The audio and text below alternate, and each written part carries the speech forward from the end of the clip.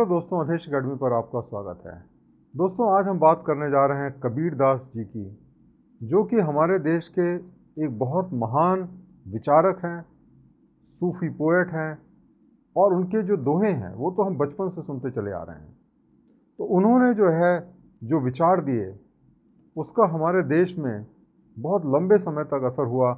और आज भी हम कबीर की फ़िलॉसफ़ी और कबीर के विचारों को फॉलो करते हैं और वो हमें सही रास्ते पे ले जाने में मदद करते हैं।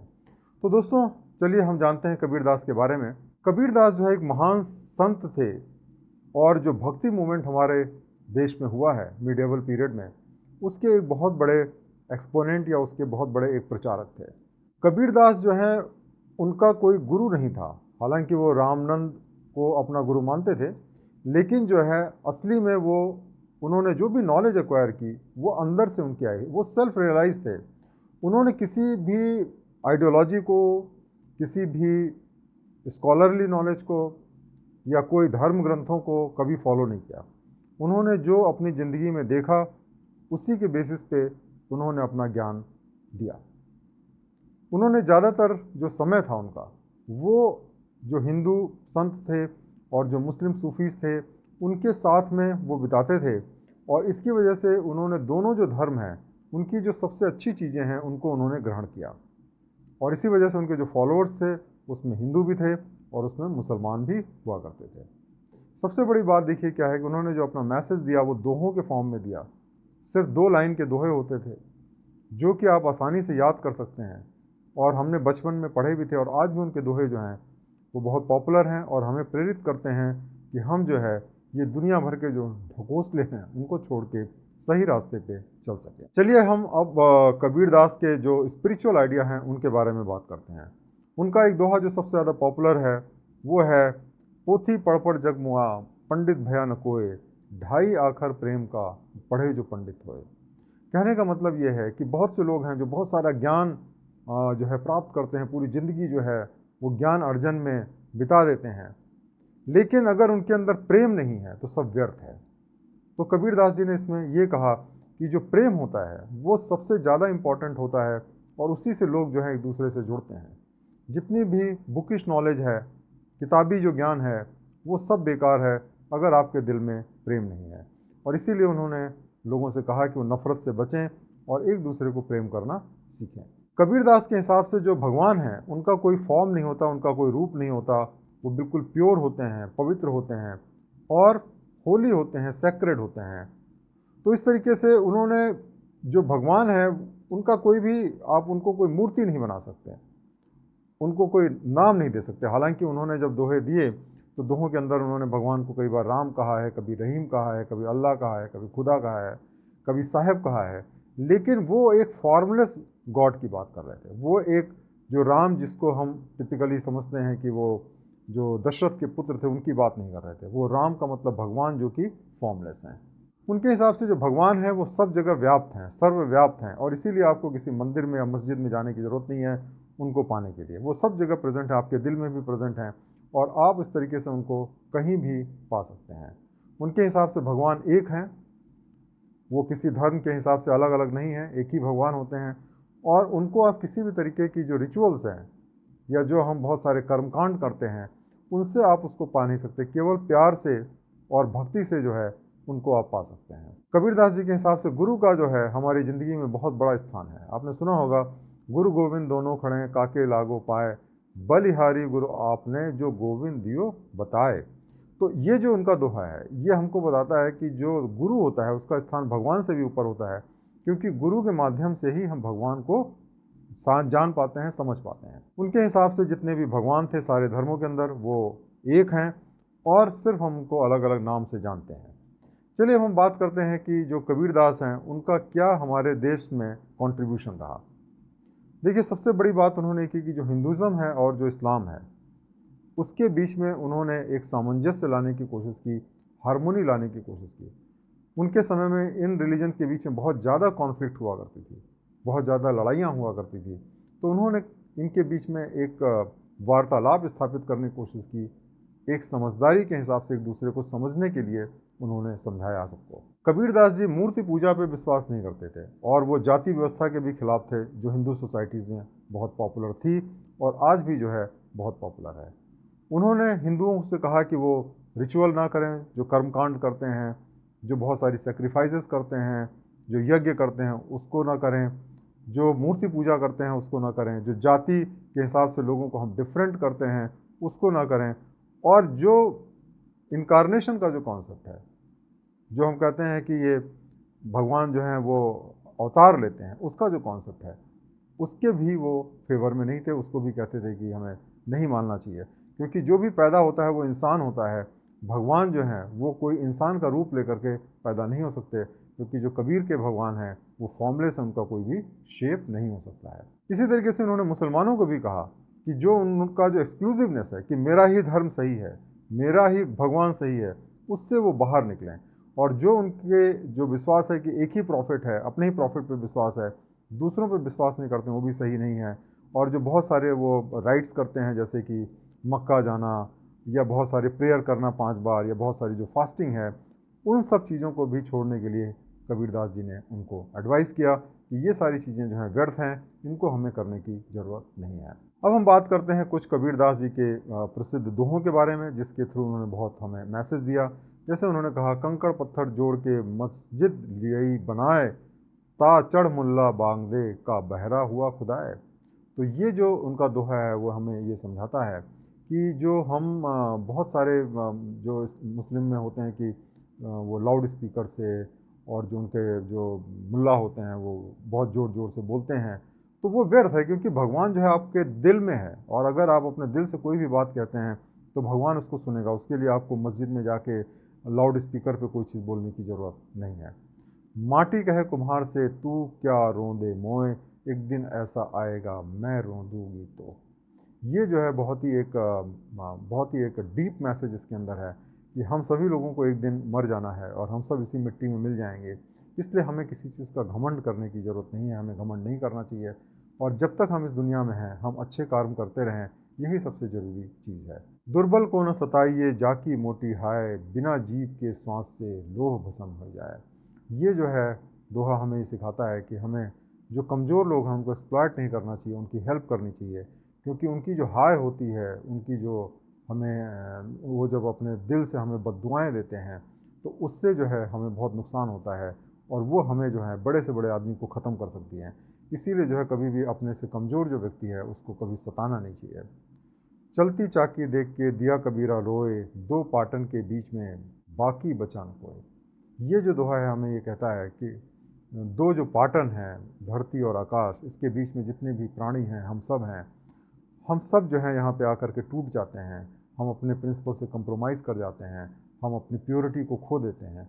और लाइफ में सबसे ज़्यादा इम्पॉर्टेंट है कि अपने को बचा के रखें, उस प्योरिटी को मेंटेन करके रखें जो हम पैदा होते समय हमारे पास में थी। उसी तरह से आखिरी जो उनका दोहा है वो है, दुख में सुमरन सब करें, सुख में करें न कोई, जो सुख में सुमरन करे, दुख काहे को होए। जब हम तकलीफ़ में पड़ते हैं तब हम भगवान को याद करते हैं, लेकिन जब हम अच्छे दिनों में रहते हैं तो कभी भगवान को याद नहीं करते। जब हम अच्छे दिनों में भी अगर भगवान को याद करें और जो भगवान ने बताए हैं वही अच्छे कर्म करें, तो हमें दुख ही नहीं होगा। दुख का कारण यही होता है कि जब हम बुरे कर्म करते हैं तो हमें दुख होता है। और इसीलिए क्या होता है, उन्होंने कहा कि जब हम अच्छे समय में रहें तो हम भगवान को ना भूलें, उनके बताए हुए रास्ते को ना भूलें, और जब हम उस रास्ते पे चलेंगे तभी हम दुख से पूरी तरीके से मुक्ति पा सकते हैं। तो दोस्तों, इस तरीके से आज हमने कबीरदास जी के बारे में जाना, उनके विचारों के बारे में जाना, उनके कंट्रीब्यूशन के बारे में जाना हमारे देश में और इस पूरे समाज में और पूरे विश्व में। और इस तरीके से मुझे उम्मीद है कि कबीरदास जी के बारे में आपको जानकारी मिल गई होगी, और जो हमने क्वेश्चंस दिए हैं प्रैक्टिस क्यू में, उसमें आप अपने शब्दों में जवाब लिख सकते हैं। बहुत बहुत धन्यवाद।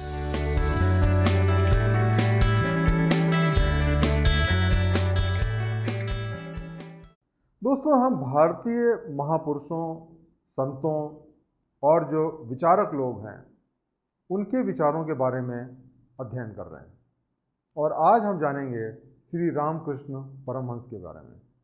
श्री रामकृष्ण परमहंस को दुनिया जानती है श्री विवेकानंद के गुरु के रूप में।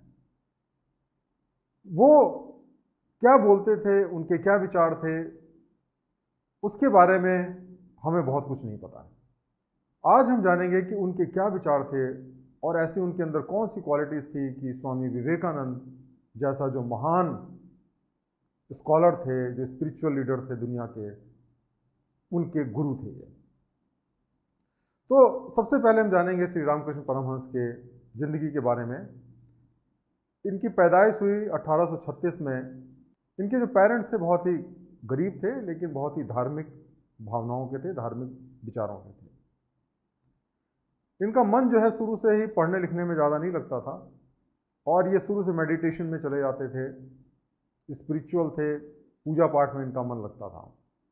जब इनकी उम्र 16 साल की हुई तो इनके जो भाई थे वो इनको कलकत्ता लेके आए और वो एक प्रीस्ट थे और उसमें उन्होंने कहा कि मेरी मदद करो। कुछ दिनों बाद में वो रानी रश्मनी जो हैं उन्होंने दक्षिणेश्वर में एक काली मंदिर बनाया जिसमें वो मुख्य पुजारी के रूप में नियुक्त हो गए। 23 साल की उम्र में इनकी शादी जो है वो शारदा देवी जी से हो गई, लेकिन इनके बीच में कभी पति पत्नी के रिश्ते नहीं रहे और बाद में शारदा देवी जो है वो इनकी शिष्या बन गई। इनकी मृत्यु 1886 में हुई। इनको कैंसर था, थ्रॉट का कैंसर था, गले का कैंसर था और उससे उनकी मृत्यु हुई। लेकिन मरने से पहले उन्होंने स्वामी विवेकानंद को अपना उत्तराधिकारी नियुक्त किया और जो बाकी मॉन्क थे, जो बाकी शिष्य थे, उनको कहा गया कि वो विवेकानंद को फॉलो करें। विवेकानंद को कहा गया कि बाकी शिष्यों को मार्गदर्शन दें। दोस्तों, ये एक बहुत इंपॉर्टेंट चीज़ हमें जानना है कि उनको परमहंस क्यों कहते हैं। परमहंस का क्या मतलब होता है? हंस जो है हमारे जो पुराणों में एक इस तरीके का पक्षी होता है जिसको कि अगर पानी और दूध मिला करके दे दिया जाए तो वो सिर्फ उसमें से दूध को ग्रहण कर लेगा और पानी को छोड़ देगा। तो इस तरीके से जो परमहंस होता है, जिसका मतलब कि सबसे उत्तम क्वालिटी का हंस, वो जो है सत्य और झूठ जो कि दुनिया में अक्सर मिले रहते हैं, जब उसको दिए जाते हैं या जिसको सुनता है वो, तो उसमें सत्य को ग्रहण कर लेता है और वो झूठ को छोड़ देता है। ये उसकी सबसे बड़ी क्वालिटी होती है। दूसरा जो हंस होता है वो जमीन पे भी चल सकता है और पानी पे भी चल सकता है। उसी तरीके से जो परम हंस हैं वो इस दुनिया से भी जुड़े रहते हैं और ऊपरी दुनिया या ईश्वर से भी जुड़े रहते हैं, स्पिरिचुअल भी रहते हैं और वर्ल्डली भी रहते हैं। और ये दोनों क्वालिटीज़ जो हैं वो रामकृष्ण परमहंस में थी और इसीलिए उनको परमहंस कहते थे। अगर आप उनके विचारों को पढ़ेंगे तो उनके विचार बिल्कुल ऐसे थे कि जिसको हम आम चर्या में अपनी ज़िंदगी में इस्तेमाल कर सकते हैं। उसमें कुछ बहुत ज़्यादा कोई चीज़ थ्योरेटिकल नहीं थी, बहुत ही आम भाषा में वो बात बताई गई थी। तो वो वर्ल्डली भी थे और स्पिरिचुअल भी थे और सत्य के पीछे वो झूठ को हमेशा छोड़ देते थे, सिर्फ सत्य को फॉलो करते थे और इसीलिए उनको परमहंस कहा जाता है। उन्होंने क्या विचार हमें दिए, इसके बारे में जानना जरूरी है। श्री रामकृष्ण परमहंस ऐसे व्यक्ति थे जिन्होंने ये जो कागजी ज्ञान है वो उन्होंने कहीं से हासिल नहीं किया। वो स्कूल नहीं गए। उन्होंने जो ईश्वर के बारे में जाना वो ज्ञान उनके अंदर से उपजा, उनके लाइफ के एक्सपीरियंस से आया। उन्होंने क्रिश्चियनिटी के बारे में भी जाना, इस्लाम के बारे में भी जाना और उनकी जो भी अच्छी चीज़ें थी उसको उन्होंने ग्रहण किया। वो ये मानते थे कि जीसस क्राइस्ट और बुद्धा जो हैं वो ईश्वर का अवतार थे, जैसे राम और कृष्ण हुआ करते थे। उनका ये कहना था, यतो मत तथो पथ, जितने धर्म हैं उतने रास्ते हैं। कहने का मतलब ये है कि हर धर्म आपको एक अलग रास्ता बताता है, लेकिन जो सारे रास्ते हैं वो आखिरकार एक ही जगह पे पहुंचते हैं। तो गंतव्य स्थल जो है सारे धर्मों का एक है और वो है ईश्वर की प्राप्ति और स्वयं की प्राप्ति। इसलिए इस बात से विचलित ना हो कि अलग अलग धर्म में अलग अलग चीज़ें बताई गई हैं। आप अपने धर्म को फॉलो करें और आप उससे ईश्वर तक पहुंच पाएंगे। उन्होंने ये बताया कि ईश्वर सबके अंदर रहता है, हम सब के अंदर ईश्वर रहता है और इस वजह से ईश्वर तक पहुंचने का रास्ता अपनी तरफ से ही शुरू होता है। और इसी वजह से उनके जो फॉलोअर्स थे वो सारे धर्मों से आते थे क्योंकि वो किसी एक धर्म का प्रचार नहीं करते थे।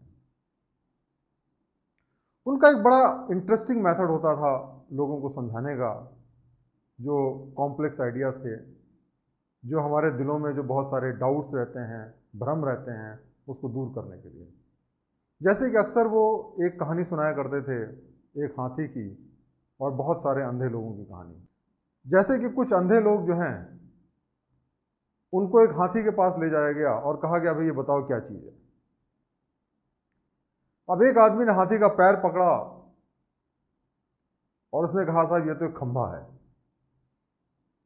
दूसरे आदमी ने हाथी का कान छुआ और उसने कहा ये तो एक पंखा है।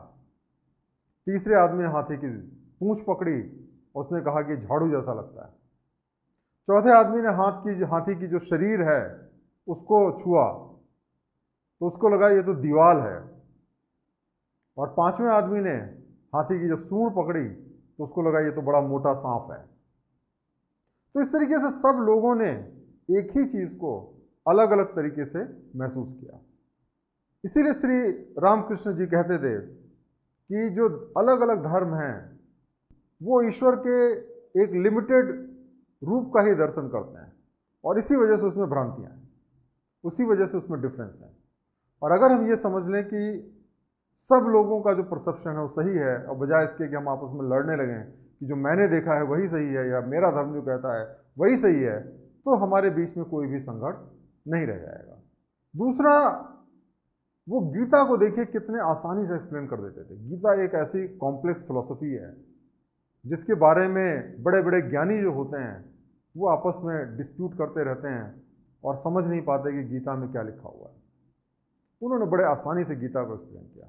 उन्होंने कहा गीता, इसको उल्टा कर दो, ता गी या त्यागी कर दो। तो गीता का जो एसेंस है वो ये है त्याग, कि सब चीज़ को छोड़ करके सिर्फ ईश्वर के पीछे जाओ, ईश्वर को फॉलो करो। लेकिन जो आपका त्याग हो वो आपके दिल से आना चाहिए और अपनी इच्छा से होना चाहिए। अब जैसे कि अगर मान लिया आप ये मानते हैं कि पैसे से आपको खुशी मिलती है, पावर से आपको खुशी मिलती है, और जब तक आप इस बात को विश्वास करते हैं तब तक आप पैसे या पावर को नहीं छोड़ सकते। लेकिन मान लिया इस बात को आपने रियलाइज़ कर लिया अपने ज़िंदगी के अनुभवों के द्वारा कि जो पैसा है उससे आपको प्रसन्नता नहीं मिलती है और ना ही आपको पावर से खुशी मिलती है, और फिर आपने अपनी मर्जी से इसका त्याग कर दिया, तो आप नेचुरल तरीके से इसका त्याग कर पाएंगे। अगर आपका टेम्पटेशन पैसे के लिए जारी है तो आप अगर उसको छोड़ भी जाएंगे तो आपका मन वहाँ पे लगा रहेगा। तो इसलिए जो त्याग होना चाहिए वो दिल से आना चाहिए, अंदर से आना चाहिए। धर्मों के बारे में बड़े खूबसूरती से एक कहानी के माध्यम से एक्सप्लेन करते थे या एक सिम्बली के माध्यम से, मेटाफर के माध्यम से एक्सप्लेन करते थे। जैसा कि हम जानते हैं कि इस दुनिया में बहुत सारे धर्म हैं और धर्मों में अलग अलग बातें लिखी हुई हैं, उसको लोग अलग अलग तरीके से समझते हैं। तो उसको एक्सप्लेन करने के लिए वो क्या कहते थे कि मान लीजिए कि एक घाट है, एक मान लिया कोई बहुत बड़ा मतलब तालाब है जिसमें बहुत सारे घाट हैं। अब एक हिंदू आता है, वहाँ से पानी लेता है, कहता है साहब ये तो जल है। एक मुसलमान आता है, वहाँ से पानी लेता है, कहता है ये तो पानी है। और एक क्रिश्चियन आता है, वो भी वहाँ से जल लेता है और कहता है ये वाटर है। लेकिन हकीकत में तो ये तीनों के तीनों एक ही हैं, तीनों ने एक ही चीज़ ली। इसी तरीके से धर्म सब एक हैं, सिर्फ नाम जो है उनके अनेक हैं। रामकृष्ण परमहंस जी मानते थे कि ईश्वर का जो रूप है जो हम देखते हैं वो है प्रेम, प्रेम ही ईश्वर है, ऐसा ये मानते थे। और इस वजह से जब हम इस दुनिया में प्रेम से रहते हैं, सबको प्रेम करते हैं, तो वो ईश्वर की सबसे बड़ी आराधना होती है। और इस तरीके से वो जो जीसस क्राइस्ट कहा करते थे कि love your neighbour, love even your enemies, वो करीब करीब उसी बात को कहते थे कि अगर हम ईश्वर से प्रेम करते हैं तो हम ईश्वर से बनाए हुए जो भी व्यक्ति हैं सबको हम प्रेम करेंगे और प्रेम से ही ईश्वर के दर्शन हो सकते हैं। श्री रामकृष्ण परमहंस जो है उनका जो भारतीय संस्कृति पे और भारतीय जो स्पिरिचुअल ट्रेडिशंस है उसमें बहुत बड़ा रोल रहा है। सबसे बड़ी बात यह है कि उन्होंने जो अलग अलग धर्म हैं, अलग अलग सेक्ट थे, अलग अलग विचारधाराएं थी, उनको आपस में जोड़ने का काम किया। वो कोई किताब उन्होंने ज़िंदगी में नहीं लिखी है, और वो एक तरीके से पब्लिक डिस्कोर्स भी नहीं देते थे, लेकिन वो जो बातें कहते थे उसको कंपाइल करके एक किताब के फॉर्म में लिखा गया, जिसको कि गॉस्पेल ऑफ श्री रामकृष्ण कहते हैं। वो कहानियों के माध्यम से, मेटाफर्स के माध्यम से, मुहावरों के माध्यम से चीज़ों को समझाते थे, और एक तरीके से उन्होंने जो पुराने धर्म हैं और जो मॉडर्न सेकुलर थॉट्स हैं, उसके जो गैप है उसको उन्होंने ख़त्म किया। वो कहते थे कि जो हमारी मॉरलिटी होनी चाहिए, हमें हर काम मॉरल तरीके से करना चाहिए, एथिकल होना चाहिए, ईमानदार होना चाहिए, सत्य को फॉलो करना चाहिए और त्याग करना चाहिए, ये ज़्यादा इंपॉर्टेंट है बजाय इसके कि जो बहुत तरीके के रिचुअल्स होते हैं धर्मों में, हम उनको फॉलो करें। और जो उनकी टीचिंग्स हैं उनको बाद में स्वामी विवेकानंद जी ने पूरी दुनिया में फैलाया। दोस्तों, वो अक्सर जो है चीज़ों को बड़े इंटरेस्टिंग तरीके से कहानियों के माध्यम से बताते थे। जैसे एक कहानी वो सुनाते थे कि एक संत थे जो सबको बताया करते थे कि ईश्वर सबके अंदर है। तो उनका एक शिष्य था, उसने इस बात को बड़े अच्छे तरीके से समझ लिया, और एक बार जब वो किसी जंगल से जा रहा था तो एक हाथी आ रहा था वहाँ से, पागल हाथी, और उसका जो मुंह था वो बार बार कह रहा था, हट जाओ रास्ते से, हट जाओ रास्ते से, ये हाथी पागल है। अब इसने कहा कि भाई जब हाथी के अंदर भगवान है, मेरे अंदर भगवान है, तो एक भगवान दूसरे भगवान को क्यों हिट करेंगे, क्यों नुकसान करेंगे, इसलिए वो नहीं हटा। हाथी आया, उसने सूंड से उसको लपेटा और दूसरे साइड में फेंक दिया। उसको बड़ी चोट वोट लगी। उसके बाद में जब थोड़ा ठीक हुआ तो उसने श्री रामकृष्ण परमहंस से पूछा कि ऐसा मेरे साथ क्यों हुआ।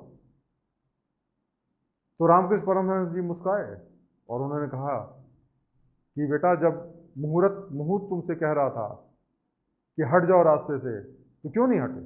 उसके अंदर भी तो भगवान है, तो तुमने भगवान की बात क्यों नहीं मानी? तो इस तरीके से उन्होंने एक्सप्लेन किया कि भगवान अलग अलग रूप में हमें सही रास्ते पर ले जाता है, और इस वजह से अगर हम भगवान को समझना चाहते हैं तो भगवान जब भी हमें किसी भी तरीके से कोई मैसेज दे उसको हमें मानना चाहिए। तो दोस्तों, इस तरीके से आज हमने जाना श्री रामकृष्ण परमहंस के बारे में, उनके विचारों के बारे में। बहुत बहुत धन्यवाद ये लेक्चर देखने के लिए। Thank you very much.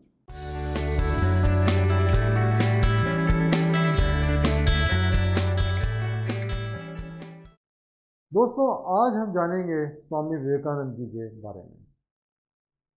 Swami Vivekananda ji 20वीं शताब्दी के सबसे महानतम जो विचारक थे उनमें एक थे। वो एक स्पिरिचुअल लीडर थे, वो एक रिलीजियस लीडर थे, और वो एक तरीके से मास लीडर भी थे। उनके जो भाषण होते थे वो लोगों के अंदर एक एनर्जी का संचार कर देते थे, ऊर्जा भर देते थे, लोगों के विचारों को बदल देते थे। और ख़ास तौर से जो नवयुवक हैं वो उनसे तब भी बहुत प्रभावित रहते थे, और आज भी उतना ही प्रभावित उनसे रहते हैं। तो हम उनके विचारों को जानेंगे ताकि हम उनके कुछ विचारों को अपनी ज़िंदगी में अमल करके अपनी ज़िंदगी को बेहतर बना सकें। स्वामी विवेकानंद जी का जन्म जो है वो 1863 में हुआ था। ये एक अच्छी खासी फैमिली से थे, अमीर फैमिली से थे। बचपन से ही इन्होंने जो पाश्चात्य फिलॉसफी है, पाश्चात्य दर्शन है, हिस्ट्री है, उन सब के बारे में ज्ञान अर्जित किया। तो शुरू से एक मेडिटेशन का उनको आदत थी, मेडिटेशन करते थे बचपन से ही, और वो श्री रामकृष्ण परमहंस के सबसे मशहूर शिष्य थे। बल्कि अगर ये कहा जाए कि उन्होंने श्री रामकृष्ण परमहंस को फेमस किया पूरे दुनिया में, तो ये कोई अतिशयोक्ति नहीं होगी। जैसा कि हम सब जानते हैं कि जब वो वर्ल्ड्स पार्लियामेंट ऑफ रिलीजन जो शिकागो में हुआ था 1893 में, वहाँ जब अमेरिका गए और जब उन्होंने वो भाषण दिया मेरे अमेरिकी भाइयों और बहनों, और जब उन्होंने हिंदू धर्म के वेदांत के बारे में सारी दुनिया को बताया, तो दुनिया चकित रह गई। क्योंकि दोस्तों, उस समय हम एक गुलाम देश थे, हमको लोग छोटा समझते थे। वो ये नहीं समझते थे कि हमारे धर्म के अंदर, हमारे संस्कृति के अंदर ऐसी भी कोई ऐसी चीज़ हो सकती है जिससे वो कुछ सीख सकें। लेकिन स्वामी जी ने ऐसा अपने देश का नाम रोशन किया, अपने धर्म का नाम रोशन किया कि उसके बाद वो 3-4 साल तक अमेरिका में, ब्रिटेन में घूमते रहे, अलग अलग जगहों पर, और लोगों को मार्गदर्शन देते रहे कि कैसे वो अपनी ज़िंदगी को बेहतर बना सकते हैं। वो बहुत ही ज़्यादा काम करते थे, बहुत मेहनत करते थे, और उस वजह से वो शायद बहुत दिन जिंदा नहीं रहे और 39 साल की उम्र में ही उनकी मृत्यु हो गई 1902 में। दोस्तों, विवेकानंद जी ने इस देश को बहुत पास से देखा और उन्होंने ये महसूस किया कि जो सबसे बड़ा कारण है भारत की कमजोरी का, भारत की गरीबी का, वो है कि हम अपने ऊपर से विश्वास खो चुके हैं। जो सदियों की गुलामी हम झेलते रहे, एक के बाद एक, कभी मुगलों की रही, कभी अंग्रेजों की रही, उससे जो हमारा विश्वास है वो दिख गया है, और इस वजह से उन्होंने हमें जगाने की कोशिश की।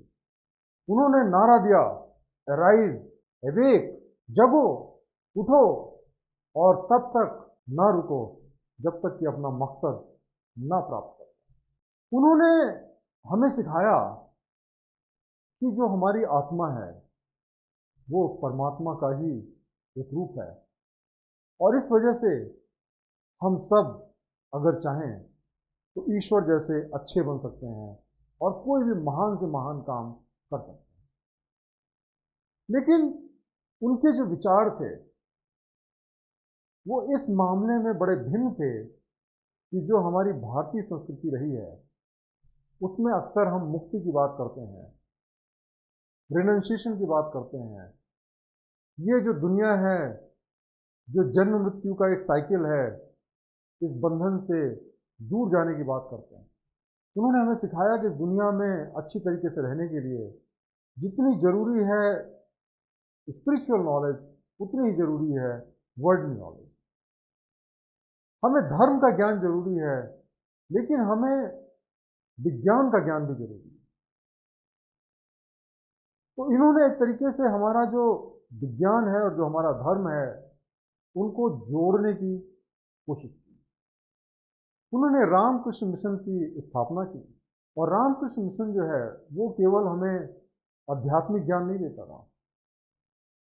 आध्यात्मिक ज्ञान के साथ साथ में उसने हमें लोगों की सेवा करना सिखाया। उन्होंने स्कूल्स खोले, कॉलेजेस खोले, जहाँ पे मॉडर्न एजुकेशन दी गई। तो इस तरीके से उन्होंने जो धर्म है और जो ज्ञान है उसको एक तरीके से जोड़ा और हमें सिखाया कि दोनों का अपना अपना महत्व है, हमें दोनों को साथ लेके चलना है।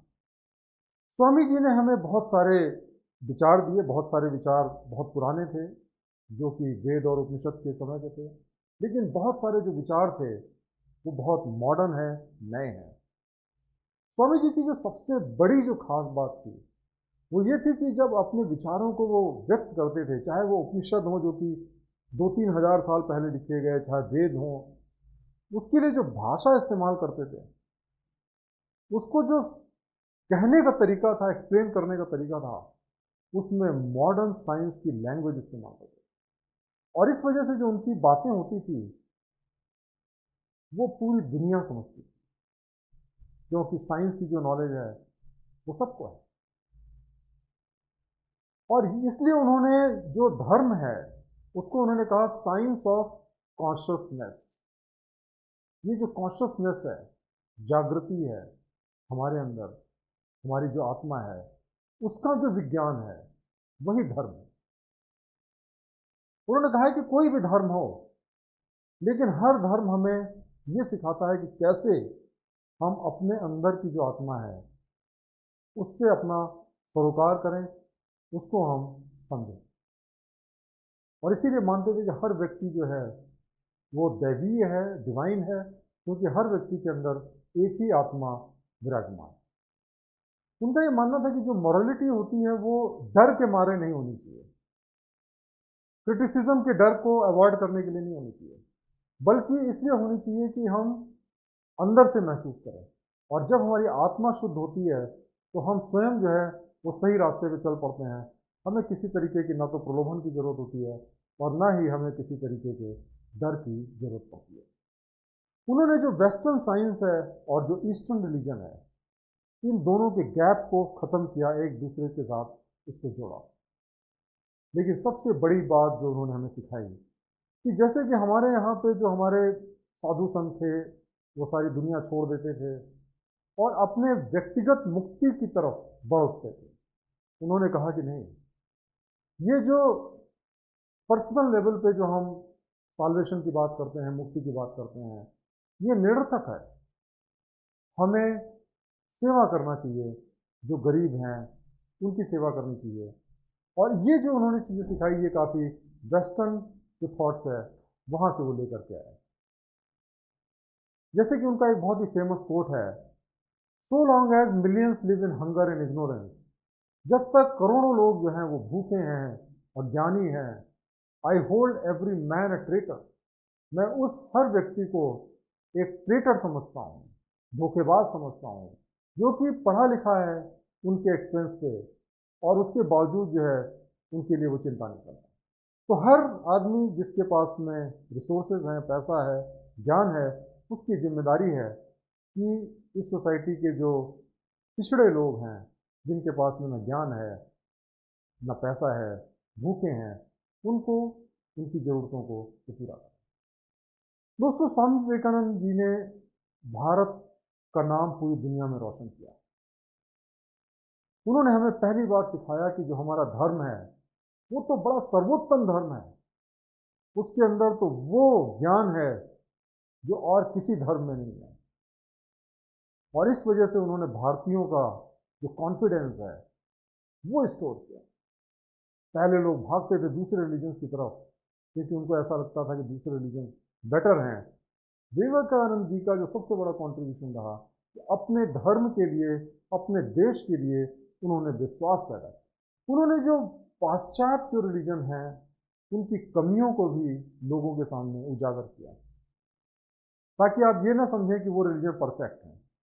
लेकिन उनका मकसद ये नहीं था किसी की कमी बताना, बल्कि ये कि उसमें जो गैप्स हैं उनको हम कैसे, जो इंडियन थॉट्स हैं उससे हम उसको पूरा कर सकते हैं और उसको हम संपूर्ण कर सकते हैं। उन्होंने जो हमारे देश के जो अमीर लोग थे, जो एजुकेटेड लोग थे, उनको जगाया और उनको अपनी जिम्मेदारी का एहसास दिलाया इस देश के लिए और जो है देश के गरीबों के लिए। वो एक पहले स्पिरिचुअल लीडर थे जिन्होंने कि आम आदमी की केयर किया, आम आदमी के बारे में सोचा, और जब भी आम आदमी को तकलीफ हुई, चाहे बाढ़ हो चाहे बीमारी हो, तो हमेशा वो उनकी सेवा में तत्पर रहे।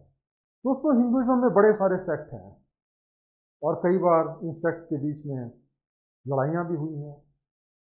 एक दूसरे के बारे में अक्सर लोग ऊंची नीची बातें भी करते हैं। उन्होंने इन सब को जोड़ा। यूनिटी इन डाइवर्सिटी का जो कॉन्सेप्ट है कि सब एक है, ईश्वर एक है, इस तरीके से उन्होंने हिंदुज़म के सारे सेक्ट्स को एक ही माले में पिरो दिया। उन्होंने जो क्रिश्चियन मिशनरी का उस समय एक फॉल्स प्रोपेगेंडा हुआ करता था, जिसमें हिंदुज़म की हर चीज़ को बहुत निगेटिव तरीके से दिखाया जाता था, उसका उन्होंने जमकर मुकाबला किया और इस तरीके से उस प्रोपेगेंडा को उन्होंने रोका। उन्होंने जो पुराने हमारे धर्मशास्त्र हैं उसको आज की भाषा में लोगों को समझाया और इस तरीके से उसको आम जनता में उन्होंने पॉपुलर किया। उन्होंने जो एक धर्म बनाया या जो उन्होंने आश्रम बनाया, उसके अंदर जो मॉन्क होते थे या उसके अंदर जो लोग रहते थे, वो केवल अपने भले में नहीं सोचते थे, बल्कि वो लोगों की सेवा करते थे और लोगों की सेवा में ही ईश्वर को ढूंढने का प्रयत्न करते थे।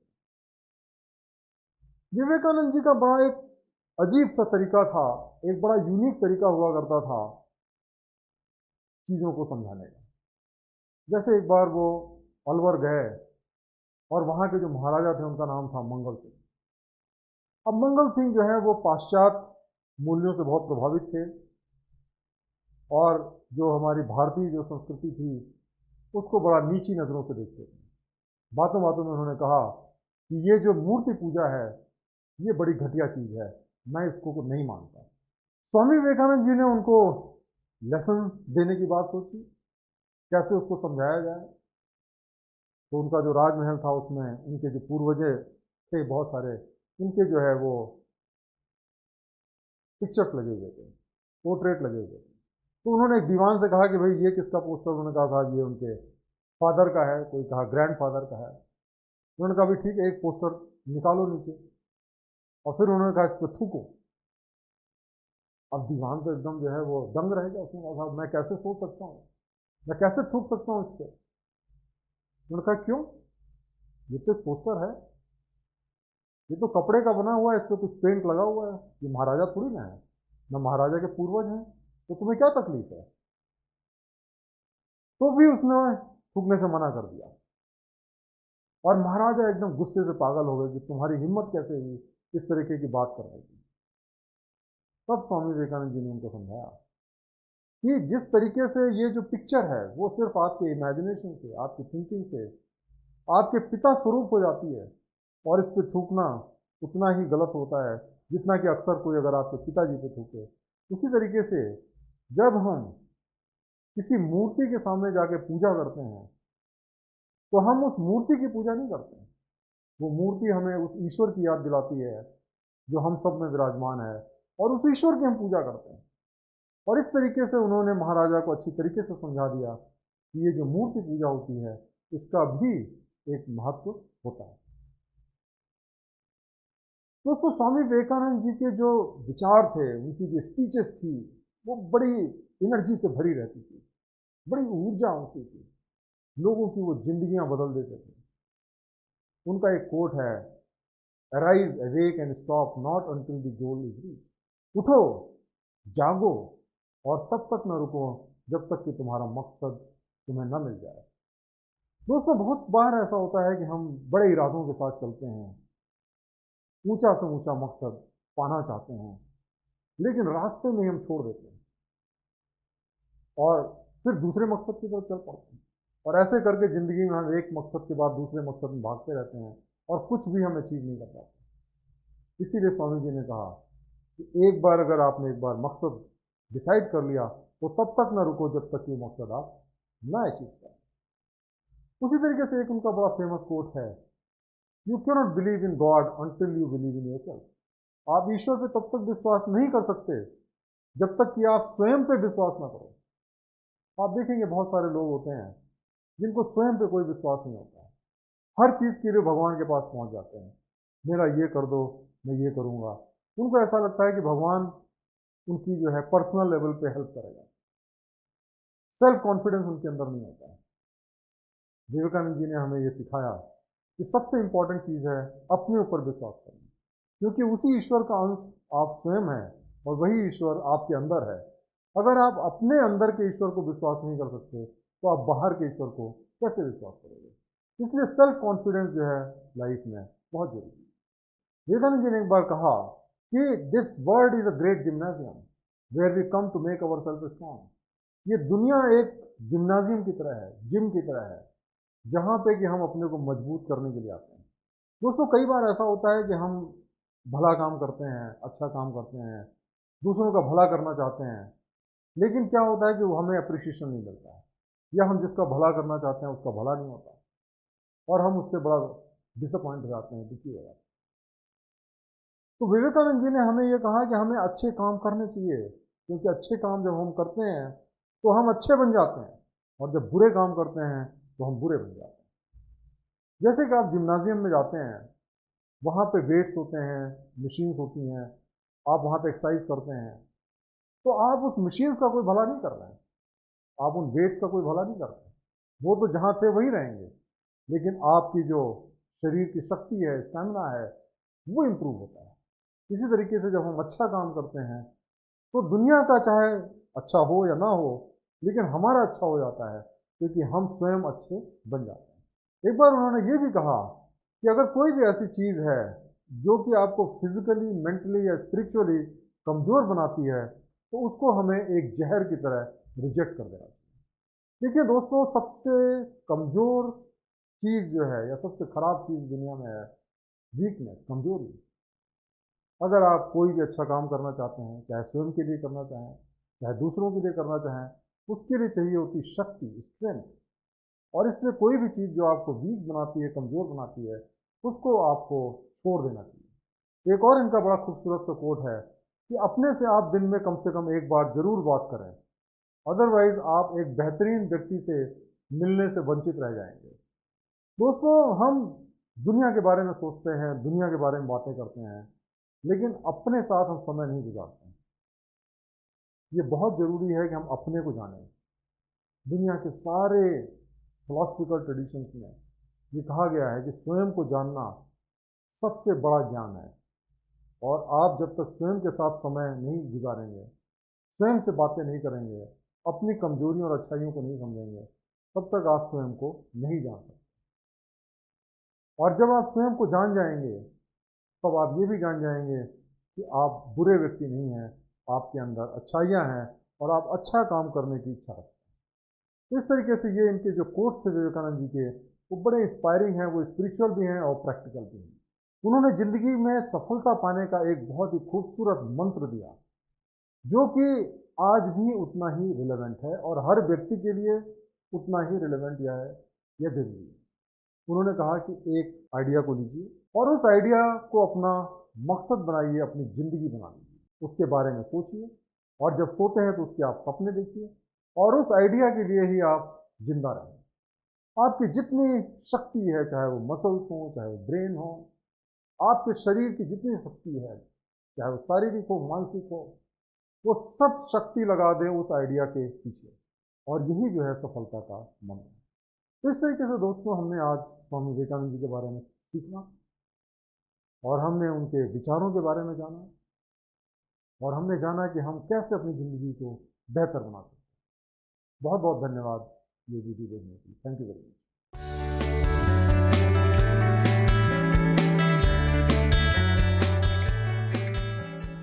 दोस्तों, आज हम जानेंगे भारत के एक बहुत बड़े सोशल रिफॉर्मर, थिंकर और सेंट, जिनका नाम है दयानंद सरस्वती। ये ऐसे व्यक्ति हैं जिन्होंने हमारे धार्मिक, राजनीतिक और सामाजिक क्षेत्र में एक तरीके से क्रांति लाया उन्होंने। तो चलिए इनके बारे में हम जानते हैं। दयानंद सरस्वती एक बहुत ही महान रिलीजियस लीडर थे और सोशल रिफॉर्मर थे। उन्होंने आर्य समाज की स्थापना की, जो कि एक तरीके से इंडिया का एक हिंदू रिफॉर्म मूवमेंट था, और उसके अंदर जो वैल्यूज़ प्रमोट की गई, जो प्रैक्टिसेस प्रमोट की गई, वो बेसिकली वेद के बेसिस पे प्रमोट की गई और वेद को उसमें आधार बनाया गया। और उन्होंने स्लोगन दिया कि हम वेद में वापस जाएं या वेद को फॉलो करें। तो दोस्तों, सबसे पहले हमें जानना पड़ेगा कि वेदों की क्या महत्व होता है हमारे हिंदू धर्म के अंदर। हिंदू धर्म का कोई एक स्क्रिप्चर नहीं है, हमारे 4 वेद हैं। उसके अलावा वेद के अंत में जो हमारा जो फिलॉसफी होती है उसको वेदांत कहते हैं, उपनिषद कहते हैं, बहुत सारे उपनिषद हैं। फिर उनको समराइज़ करती हुई गीता है, और इसके अलावा बहुत सारे पुराण हैं जिसके अंदर बहुत सारी कहानियाँ हैं। तो हिंदू धर्म को डिफ़ाइन करना इतना आसान नहीं है, लेकिन ये बात सभी मानते हैं कि वेद जो है वो सबसे पवित्र हैं और वो सबसे ओरिजिनल हैं, सबसे पुराने हैं, और बाकी सारी चीज़ें उसके बाद में आती हैं। सबसे दुर्भाग्य की बात यह है कि जो पुराण वेदों की फ़िलॉसफी को डिस्क्राइब करने के लिए लिखे गए थे, उसमें बहुत सारी ऐसी चीज़ें लिखी गई जिससे जो हिंदू समाज है वो बहुत भ्रमित हो जाता है। जैसे मंदिर, रिचुअल, मूर्ति पूजा, ये सारी चीज़ें जो हैं ये आपकी पुराणों से आती हैं, वेदों में इनका कोई जिक्र नहीं है। और इसकी वजह से जो हिंदू समाज है उसके अंदर काफ़ी सारी ऐसी प्रैक्टिसेस आई जो कि अच्छी नहीं है समाज को बनाने के लिए। और दयानंद सरस्वती जी ने इन्हीं के खिलाफ में अपना मूवमेंट चलाया और चीज़ों को सिंपल बनाने के लिए उन्होंने आर्य समाज की स्थापना की। देखिए, आर्य समाज का जो मुख्य पर्पस था वो था दुनिया का भला करना। इसका मतलब कि जो व्यक्ति है उसकी जो फिज़िकल, स्पिरिचुअल और सोशल गुड को प्रमोट करना, कि वो फिज़िकली स्ट्रांग हो, उसकी आत्मा स्ट्रांग हो और वो एक अच्छी तरीके से सोसाइटी में रह सके, इन चीज़ों को प्रमोट करना। तो चलिए सबसे पहले हम इनके आइडियाज़ के बारे में जानते हैं। ये जो हैं वो मूर्ति पूजा के बिल्कुल खिलाफ थे। अनटचेबिलिटी जो हमारे यहाँ पे प्रैक्टिस की जाती है, छुआछूत, उसके बिल्कुल खिलाफ थे। जाति व्यवस्था के खिलाफ थे। और जो रिचुअल्स होते हैं, बहुत सारे कर्मकांड होते हैं, उसके भी बहुत खिलाफ थे, क्योंकि ये सारी चीज़ें कहीं भी वेद में नहीं प्रेस्क्राइब हैं। ये सारी चीज़ें बाद में आती हैं, और इसीलिए उन्होंने कहा गो बैक टू वेदास।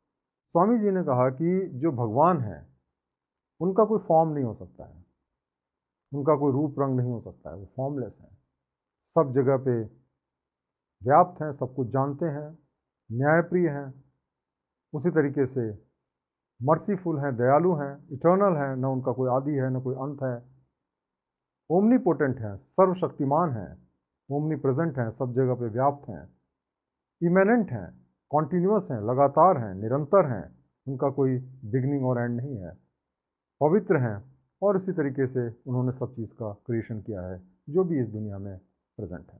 उन्होंने लोगों से कहा कि हमें सच को एक्सेप्ट करना चाहिए और झूठ को छोड़ देना चाहिए, और हमारा जो एक्शन है वो इस तरीके का एक्शन हो जो धर्म के अनुरूप हो और सत्य के रास्ते पे चलने वाला हो।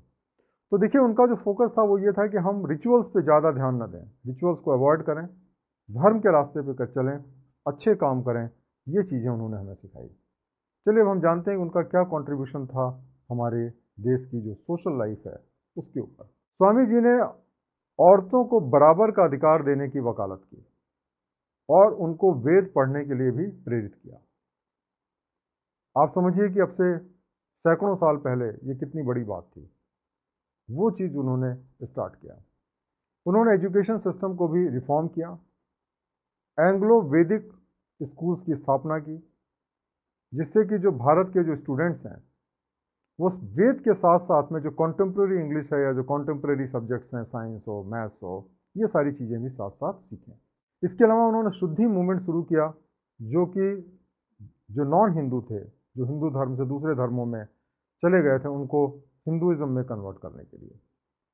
और उनके जो विचार थे वो बहुत आधुनिक थे, और इसीलिए कई बार उनको जो मॉडर्न इंडिया है उसका मेकर या उसको बनाने वाला भी माना जाता है।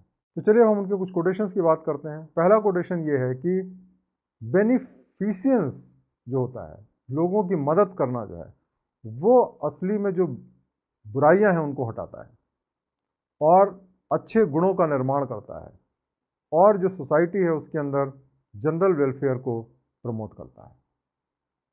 तो जब तक हम अच्छे कर्म नहीं करेंगे तब तक किसी भी तरीके के ज्ञान का, किसी भी तरीके का रिचुअल का कोई फ़ायदा नहीं है। सबसे इम्पॉर्टेंट है अच्छे काम करना, लोगों का भला करना। What is crucial in dealing with loss is not to lose the lesson. जब हमें कोई नुकसान हो तो सबसे इम्पॉर्टेंट चीज़ ये है कि हम उस लेसन को ना भूलें जो हमें हारने से मिला हुआ है, क्योंकि यही एक तरीका है जो कि हमें सही में विनर बनाता है। क्योंकि अगर हम अपनी गलतियों से सबक लेंगे तो फिर वो गलतियां दोबारा नहीं करेंगे, और इस तरीके से हम फ्यूचर में जो है जीत को ज़रूर प्राप्त करेंगे। वो मूर्ति पूजा के बिल्कुल खिलाफ थे, और उन्होंने कहा कि लोगों को कभी भी मूर्ति पूजा नहीं करनी चाहिए। ये जो मूर्ति पूजा है उसका जो प्रचलन है वो हमारे दिमाग को अंधकार से भर देता है। इसी तरीके से उन्होंने कहा कि लोगों को भगवान को जानने की कोशिश करनी चाहिए, और उनका जो एक्शंस है, जो भगवान ने किया, जैसे भगवान राम ने, कृष्ण ने, उनके एक्शंस को हमें फॉलो करने की ज़रूरत है। जो हम तरह तरीके की चीज़ें रिपीट करते रहते हैं, रोज़ रिचुअल्स रिपीट करते रहते हैं, या जो सेरेमोनीज़ होती हैं भगवान के नाम पे, उसका कोई भी इस्तेमाल नहीं है। तो कहने का मतलब यह है कि हम जो ईश्वर के जो कर्म है, जो उन्होंने हमें करके दिखाया इस दुनिया में, वो हमें फॉलो करने की कोशिश करनी चाहिए। उनका जो अगला कोट है वो ये है कि हर एक व्यक्ति को ये चाहिए कि वो सत्य पे किसी भी कीमत पे रहे, सत्य का रास्ता कभी ना छोड़े, क्योंकि सत्य से ही जो है सारे गुणों का विकास होता है। और जब हमारे गुण होते हैं तो हमारी रेपुटेशन बढ़ती है, हमारी इज्जत बढ़ती है, प्रेस्टीज बढ़ती है, और इसलिए क्या होता है कि फिर हम और भी ज़्यादा सत्य को फॉलो करने लगते हैं, क्योंकि सत्य से ही हमें ये सब कुछ मिला है। फिर हम सत्य को छोड़ना नहीं चाहते, और इसी तरीके से सत्य पे अगर हमारा निष्ठा रहती है, विश्वास रहता है, तो वो जो है हमें एक पावर और ग्रेटनेस, हमें एक महानता की तरफ ले जाता है, हमें शक्ति प्रदान करता है। तो इस तरीके से सत्य जो है उसका बहुत ही बड़ा महत्व है और सत्य का साथ हमें कभी नहीं छोड़ना चाहिए। तो दोस्तों, इस तरीके से आज हमने दयानंद सरस्वती के बारे में जाना। ये जो कोटेशंस हैं, इसके बेस पे जो भी आंसर्स दिए हुए हैं, आप अपने आंसर्स को अपने शब्दों में लिख सकते हैं, हम आपको उसका फीडबैक देंगे। बहुत बहुत धन्यवाद।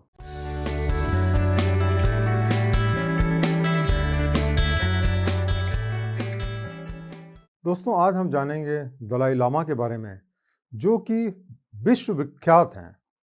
वो एक बुद्धिस्ट स्कॉलर भी हैं, सेंट भी हैं, और उनके बारे में सभी लोग पूरी दुनिया में जानते हैं, उनकी बहुत इज्जत करते हैं, और सौभाग्य से वो हमारे देश में ही रहते हैं, हिमाचल प्रदेश में। तो चलिए हम दलाई लामा के बारे में जानते हैं। तो जो प्रेजेंट दलाई लामा हैं वो 14वें दलाई लामा हैं, और इनका नाम तेंजिंग गैत्सो है, और ये बेसिकली एक बुद्धिस्ट स्पिरिचुअल लीडर हैं। ऐसा माना जाता है कि जो दलाई लामा होते हैं वो बोधिसत्व होते हैं, और वो तिब्बत से आते हैं, और वहाँ के बहुत बड़े सेंट हैं या संत होते हैं। देखिए, बोधिसत्व कौन होते हैं? बोधिसत्व जो होते हैं वो रियलाइज्ड ह्यूमन बीइंग्स होते हैं, जिन्होंने सत्य को पा लिया है, और वो अब मुक्ति की तरफ बढ़ रहे हैं या निर्वाण की तरफ बढ़ रहे हैं, बुद्धाहुड की तरफ बढ़ रहे हैं। और वो कैसे प्राप्त करेंगे? सारे जो ह्यूमन बीइंग्स हैं, सारे इंसान जो हैं, उनके हेल्पिंग करके, उनको फ़ायदा करके, उनकी ज़िंदगी बेहतर बना करके। और इस तरीके से क्या होगा कि वो इस दुनिया में आए हुए हैं ताकि जो इंसान की तकलीफ़ें हैं उसको वो दूर कर सकें। और जो दलाई लामा हैं वो हमेशा इस जो रास्ते पे हमेशा चलते रहे हैं, और लोगों की जो तकलीफ़ें हैं उनको हमेशा दूर करने की कोशिश करते रहे हैं। और इसीलिए उनको जो है 1989 में नोबेल प्राइज़ मिला, नोबेल पीस प्राइज़ मिला, क्योंकि उन्होंने जो चाइना के खिलाफ में जो उनका लिबरेशन मूवमेंट था तिब्बत के लिए, वो बहुत ही नॉन वायलेंट तरीके से किया, और उसके लिए उनको नोबेल प्राइज़ से सम्मानित किया गया। वो विश्व के पहले नोबेल लॉरेट ऐसे भी माने जाते हैं जो कि एनवायरनमेंट के लिए काफ़ी कंसर्न रहते हैं। अब चलिए दलाई लामा के विचारों के बारे में जानते हैं। दलाई लामा ने हम सभी को खुश रहने के लिए कहा, हैप्पी रहने के लिए कहा। उन्होंने कहा कि हमारा जो गोल है वो खुश रहना होना चाहिए। देखिए, हो सकता है कि आपके पास में बहुत सारा फिजिकल कंफर्ट हो, पैसा हो, लेकिन उससे आपको पीस नहीं आएगी अगर आपका माइंड अपसेट है। और उसी तरीके से अगर आपका माइंड जो है वो पीस में है, शांत है, तो अगर कोई फिजिकल पेन भी होता है तो वो भी आपको डिस्टर्ब नहीं कर सकता है। इसका मतलब कि अगर हम खुशी चाहते हैं तो हमें अपने अंदर से ढूंढनी पड़ेगी, हमें अपने माइंड को उस तरीके से बनाना पड़ेगा, तभी हम खुशी को पा सकते हैं। और इसीलिए उन्होंने ये एडवोकेट किया, ये उन्होंने सबको कहा कि हमें जो है दिल में एक, हमारे अंदर एक वार्म हार्टेडनेस होनी चाहिए, मतलब हम दिल से खुश रहें, एक उसके अंदर एक एनर्जी होनी चाहिए। और हम जितने भी जो ह्यूमन वैल्यूज़ हैं, जैसे कि कॉम्पेशन है, लोगों के साथ में दया होनी चाहिए, उसके बाद में फॉरगिवनेस है, टॉलरेंस है, कंटेंटमेंट है, सेल्फ डिसिप्लिन है, ये सारी जो वैल्यूज़ हैं उसको हमें अपने अंदर कल्टिवेट होना चाहिए, क्योंकि जब हम ऐसा करेंगे तो हमारा दिल जो है वो खुशियों से भर जाएगा। तो इसलिए उन्होंने कहा कि इन सब चीज़ों को हमें कल्टिवेट करने की ज़रूरत है। उन्होंने ये भी कहा कि हर एक जो इंसान है वो बराबर है, और सब जो है वो खुशी चाहते हैं, कोई भी आदमी दुखी नहीं होना चाहता। और इसीलिए जो उनका जो कॉन्सेप्ट है ह्यूमन बींग्स का, वो बहुत ही सेकुलर है, यूनिवर्सल है, और उसके अंदर किसी भी तरीके का कोई भेदभाव नहीं है। सबसे बड़ी बात यह है कि दलाई लामा ने कहा कि जो हमारी जो देश की, इंडिया की जो अंडरस्टैंडिंग है कि किस तरीके से हमारा माइंड काम करता है, हमारे इमोशंस काम करते हैं, और जो टेक्निक्स हमारे यहाँ सिखाई गई हैं, जैसे मेडिटेशन की टेक्निक्स हैं, जिससे हम अपने माइंड को ट्रेन कर सकते हैं, उनको जो है हम अगर पूरे विश्व में फैलाएं तो इस दुनिया में पीस आ सकती है। और इसीलिए जो इंडियन टेक्निक्स हैं माइंड को कंट्रोल करने की, आज उसकी दुनिया को बहुत ज़्यादा ज़रूरत है। अब चलिए हम दलाई लामा के कंट्रीब्यूशन के बारे में जानते हैं। दलाई लामा जो हैं वो ये चाहते हैं कि दुनिया के जितने भी धर्म हों और जितने भी ट्रेडिशंस हों, उनके बीच में हारमोनी हो, उनके बीच में कोई कॉन्फ्लिक्ट ना हो। दलाई लामा इस बात को एक्सेप्ट करते हैं कि जो धर्म होते हैं उनके बीच में बहुत सारे फिलोसफिकल डिफरेंसेस होते हैं, लेकिन फिर भी जो है जितने भी महान दुनिया के जो धर्म हैं वो सब अच्छा इंसान बनाने में हमारी मदद कर सकते हैं।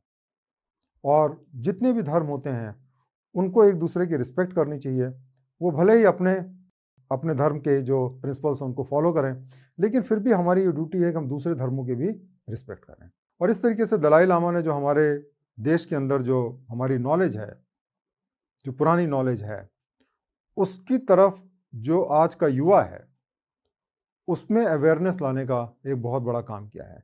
क्योंकि हम जब दलाई लामा की रिस्पेक्ट करते हैं, क्योंकि वो इतने बड़े वर्ल्ड फिगर हैं और सारी दुनिया में उनकी इज्जत है, और जब वो हमें बताते हैं कि हमारे जो ट्रेडिशंस हैं वो हमें बहुत कुछ सिखा सकते हैं और आज के समय में पूरी दुनिया को उसकी ज़रूरत है, तो आज का युवा भी ऐसा करने को प्रेरित होता है। अब चलिए हम कुछ दलाई लामा के कोट्स की बात करते हैं। पहला उनका कोट्स है कि जो हैप्पीनेस है या जो खुशी है वो कोई रेडीमेड नहीं मिलती है कि आप मार्केट में जाइए और उसको परचेज़ कर लीजिए, बल्कि जो हैप्पीनेस होती है वो आपके एक्शन से आती है। तो अगर हम खुश रहना चाहते हैं तो हमें अच्छे कर्म करने की ज़रूरत है। जब हम अच्छे कर्म करेंगे, लोगों की मदद करेंगे, तब हम ऑटोमेटिकली खुश होंगे।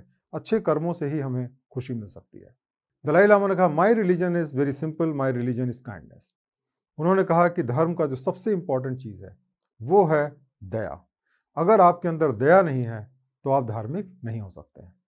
नेक्स्ट कोट उनका बड़ा इंटरेस्टिंग है कि अगर आप सोचते हैं कि आप बहुत छोटे हैं कोई डिफरेंस करने के लिए, तो आप जो है एक मच्छर के साथ सोने की कोशिश करिए। कहने का मतलब ये है कि एक छोटा सा मच्छर जो है वो बड़े से बड़े इंसान को रात भर सोने नहीं दे सकता, इतनी उसके अंदर पावर होती है। तो जब एक मच्छर जो है आपकी लाइफ में इतना डिफरेंस कर सकता है, तो हम सब जो है इस दुनिया में बहुत कुछ कर सकते हैं। ये उन्होंने इस कोट से हमें सिखाया है। अगला जो दलाई लामा का कोटेशन है वो कहता है कि जिनको आप प्यार करते हैं उनको आप उड़ने दें, उनको एक आसरा दें ताकि वो अपने घर वापस आ सकें, और वहाँ पर रहने के लिए उनको एक कारण दें। इसका मतलब देखिए क्या होता है कि कई बार क्या होता है, जब हम किसी को प्यार करते हैं तो हम बड़े पॉजेसिव हो जाते हैं उसके लिए, उसको बहुत ज़्यादा प्रोटेक्टिव हो जाते हैं। तो उसके बारे में दलाई लामा का कहना है कि लोगों को एम्पावर करना चाहिए, जिसको हम प्यार करते हैं, ताकि वो अपने पैर पे खड़े हो सकें, खुद उड़ सकें, खुद दुनिया देख सकें। लेकिन साथ साथ में उनके जो संस्कार ऐसे होने चाहिए कि वो हमेशा जो है वो गलत रास्ते पे ना भटकें, और साथ साथ में हमें ये भी करना चाहिए कि वो हमारे यहाँ पे जब भी चाहें आके रह सकते हैं। कहने का मतलब है कि हमें पॉजेसिव नहीं होना चाहिए जिन लोगों से हम प्यार करते हैं, बल्कि उनको एम्पावर करना चाहिए ताकि वो अपनी ज़िंदगी को बेस्ट तरीके से एंजॉय कर सकें। अगला कोट दलाई लामा का है कि हम जो पीस है वो हम बाहर नहीं पा सकते हैं जब तक कि हम अपने अंदर जो है वो शांति को ढूंढ नहीं पाते हैं। कहने का मतलब है कि बाहर की दुनिया में हमेशा अशांति बनी रहती है, कभी ऐसा नहीं हुआ कि पूरी तरीके से दुनिया में शांति हो। शांति की अगर हमें तलाश है तो हमें अंदर ही ढूंढना पड़ेगा, और जब हमारा चित्त शांत होगा तभी हमें ये दुनिया शांत नजर आएगी। उन्होंने हमें सिखाया कि हमें अपने जो ज्ञान है उसको बांटना चाहिए। एक तरीके से वो हमें अमर कर देता है, क्योंकि जब हम अपना ज्ञान दूसरों को देते हैं तो हमारे जाने के बाद में भी वो ज्ञान इस दुनिया में रहता है। उसी तरीके से वो व्यक्ति दूसरे को ज्ञान देता है, फिर वो तीसरे को ज्ञान देता है, और इस तरीके से जो ज्ञान है वो हमारे जाने के बाद में भी रहता है, और इस तरीके से हमको वो अमर कर देता है। इसी तरीके से दलाई लामा ने कहा कि जो दया है वो धर्म से नहीं आता है, बल्कि ये एक इंसानियत का तकाजा है कि हमारे अंदर दया होनी चाहिए। ये कोई ऐसी चीज़ नहीं है जो लग्जरी हो, बल्कि ये एक ज़रूरत है हमारी अपनी पीस के लिए, हमारे अपने मानसिक संतुलन के लिए, और ये इंसानियत के लिए भी बहुत ज़्यादा ज़रूरी है। तो दया जो है वो बहुत ज़रूरी है। दया को उन्होंने बार बार कहा है कि बहुत इम्पॉर्टेंट है, और हमें दयालु होना चाहिए, हमें लोगों के दुख में शरीक होना चाहिए ख़ास तौर से। तो ये उनका कोटेशन हमें सिखाता है कि किस तरीके से कॉम्पैशन जो है एक बहुत ही इम्पॉर्टेंट चीज़ है जो धर्म से कहीं ऊपर है। इसी तरह उन्होंने कहा कि हम धर्म और मेडिटेशन के बिना तो रह सकते हैं, लेकिन हम ह्यूमन अफेक्शन के बिना नहीं रह सकते। ये जो कोटेशन हमें बताता है कि प्यार कितना बहुमूल्य होता है। अगर हमारी ज़िंदगी में प्यार नहीं है, अगर लोग हमें प्यार नहीं करते, अगर ह्यूमन अफेक्शन नहीं है, तो हमारे लिए ज़िंदा रहना संभव नहीं है। और इसीलिए सबसे ज़्यादा हमें इस बात पे ध्यान देना चाहिए कि हम लोगों को प्यार करें और लोग हमें प्यार करें। तो दोस्तों, इस तरीके से आज हमने दलाई लामा के बारे में जाना। मुझे उम्मीद है कि इससे आपको उनके बारे में जानकारी मिली होगी। आप कुछ क्वेश्चंस प्रैक्टिस कर सकते हैं। बहुत बहुत धन्यवाद।